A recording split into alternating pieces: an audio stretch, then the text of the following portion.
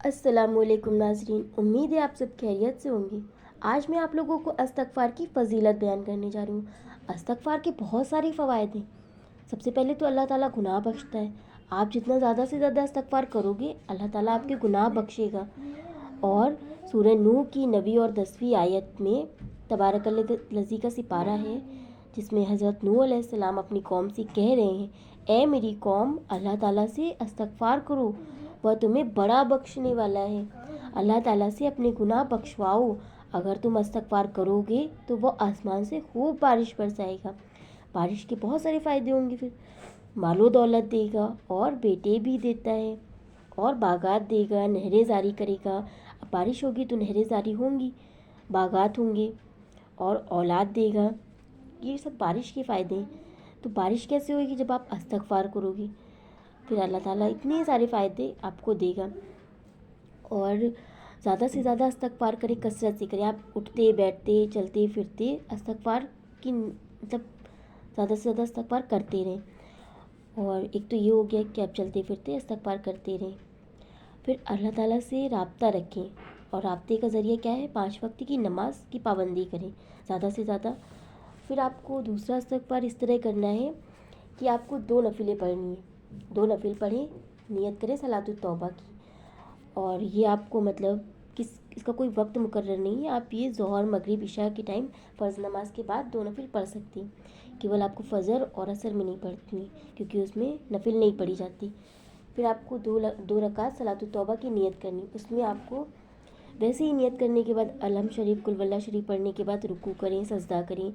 سجدے میں آپ کو سجدے کی تسبیح پڑھنے کے بعد یہ والا استغفار پڑھنا ہے، سبحانک اللہم ربنا و بحمدک اللہم اغفر لی، سبحانک اللہم ربنا و بحمدک اللہم اغفر لی۔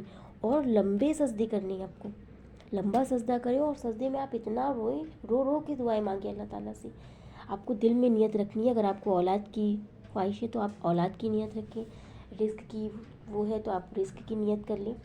آپ کو دل میں ہی وہ دعا رکھنی ہے اور رو رو کے لمبے سجدے کرنے۔ سجدے میں آپ کو یہ والا استغفار پڑھنا ہے، سبحانک اللہم ربنا و بحمدک اللہم اغفر لی۔ نیت آپ کی جو بھی ہو، اولاد کی یا رزق کی۔ اگر اولاد کی نیت ہے آپ کے دل میں، اولاد کے لیے خواہش مند ہے، جیسے جن کی اولادیں نہیں ہو رہی ہیں، تو آپ اس طرح سے دعا اللہ تعالیٰ سے مانگ سکتے ہیں۔ اللہ تعالیٰ دینے والا ہے، ضرور دے گا۔ تو آپ یہ والا استغفار پڑھیں اور دل میں نیت کریں، یا اللہ مجھے اولاد دے۔ اور اس طرح دعا آپ کو نہیں کرنی کہ اللہ مجھے اولاد دے اولاد دے اولاد دے، کیونکہ اس طرح نیت کرنے سے اللہ اولاد دے گا، لیکن آپ کو مکمل دعا کرنی ہے۔ اس طرح سے تو اللہ اولاد دے گا، پھر اللہ نہ کرے مطلب واپس لے لے جو بھی، تو آپ کو دل میں مطلب نیت کر کے اور آپ کو مکمل دعا مانگنی، یا اللہ مجھے نیک اولاد دے، ماں باپ کا فرما بردار دے، بیٹا دے یا بیٹی، بیٹا بھی نصیبوں والا دے، بیٹی بھی نصیبوں والی دے، یا اللہ مجھے اولاد عمر دراز دے، نیک صالحین، ماں باپ کا فرما بردار۔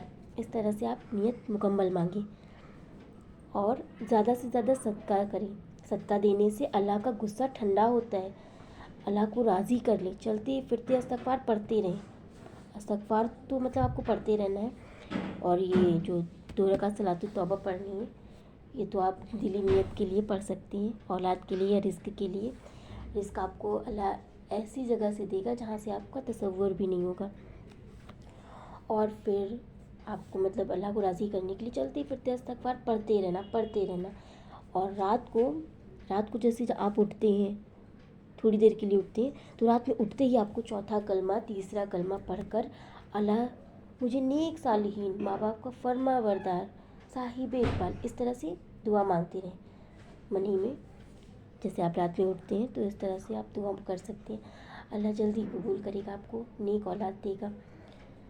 اولاد کے لیے آپ اس طرح سے دعا کر سکتے ہیں۔ اور یہ میرا خود کا آزمایا ہوا عمل ہے، تو آپ بھی اس کو مکمل یقین کے ساتھ کر سکتے ہیں۔ اللہ تعالیٰ بڑا دینے والا ہے، اور استغفار زیادہ سے زیادہ کرتے رہیں، اللہ بخشنے والا ہے۔